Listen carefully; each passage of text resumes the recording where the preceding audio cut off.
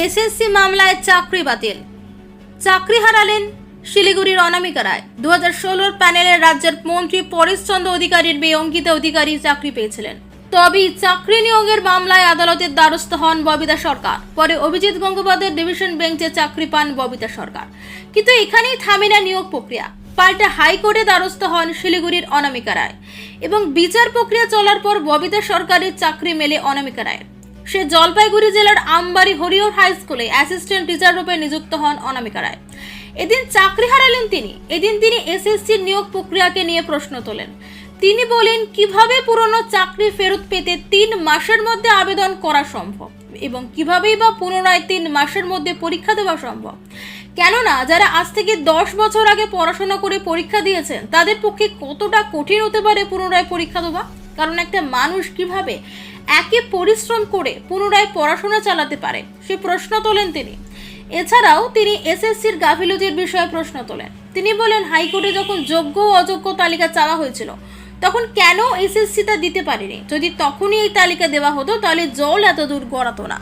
হবে যে এটা একদমই ভাবিনি, কারণ হাইকোর্ট থেকে যখন সুপ্রিম কোর্টের রায়টা গেল সেটা তখন কিছুটা হলেও মনে আশা ছিল যে না, হয়তো দেশের সর্বোচ্চ আদালত থেকে হয়তো এই ধরনের বিচার হয়তো হবে না। কারণ আজকে যারা দোষ করলো, যারা সাদা খাতা জমা দিল, যারা টাকা দিয়ে চাকরি পেল, তারা যেই শাস্তিটা পেল, আজকে আমি এবং আমার মতন হাজার হাজার ক্যান্ডিডেট যারা কিনা কষ্ট করে দিনরাত এক করে পড়াশোনা করে একটা স্বপ্ন দেখে চাকরি পেলো, তারাও কিন্তু ওই একই শাস্তি পেল।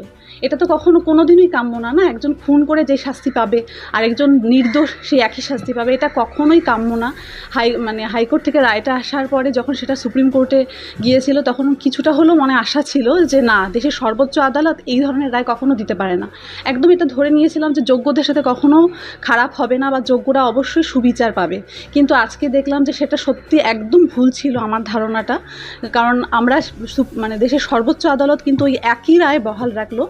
এটা আমাদের জন্য যারা যোগ্য চাকরিরত আর কি, শিক্ষক শিক্ষিকা, তাদের জন্য এটা একটা ভীষণ একটা আজকের দিনটা একটা অন্ধকারময় দিন বলবো আর কি। কারণ এর থেকে তো খারাপ কিছু হতে পারে না। দেশের শীর্ষ আদালত গত 1 বছর ধরে হাইকোর্টের কথাই বলেছিল যে তালিকা সেগ্রিগেশনের কথা, কিন্তু 1 বছর ধরে কিন্তু কমিশন সেই তালিকা দিতে পারেনি। কোথাও কি মনে হচ্ছে কমিশনের ব্যর্থতার কারণেই আজকে? অবশ্যই কমিশনের ব্যর্থতা আছে, এই ব্যর্থতা এই দায় তো কমিশন এড়াতে পারবে না। তবে যেটা আর কি, স্কুল সার্ভিস কমিশন কিন্তু তারপর একটা লিস্ট দিয়েছিল অযোগ্যদের।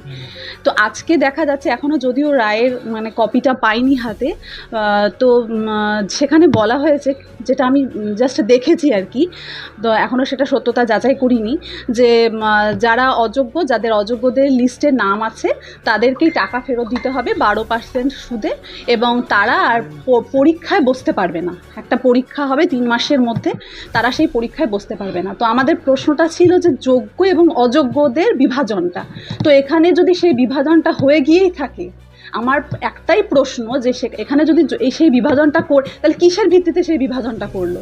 যে অযোগ্যদের পরীক্ষায় বসতে দেওয়া হবে না, অযোগ্যদের টাকা ফেরত দিতে হবে যাদের লিস্টে নাম আছে। তাহলে যাদের লিস্টে নাম নেই তাহলে তাদেরকে ওই একই সাথে একই শাস্তি দেওয়া হলো, এটা কখনো মানা যায়? আগামী পদক্ষেপ কি? এখন দেখুন, লড়াই তো জারি থাকবে, যা করতে হয় করবো, লড়াই জারি থাকবে। কারণ আমরা কখনো দুর্নীতি রায়ের পর আর লড়াইয়ের কি কোনো কিছু অবশিষ্ট থাকে?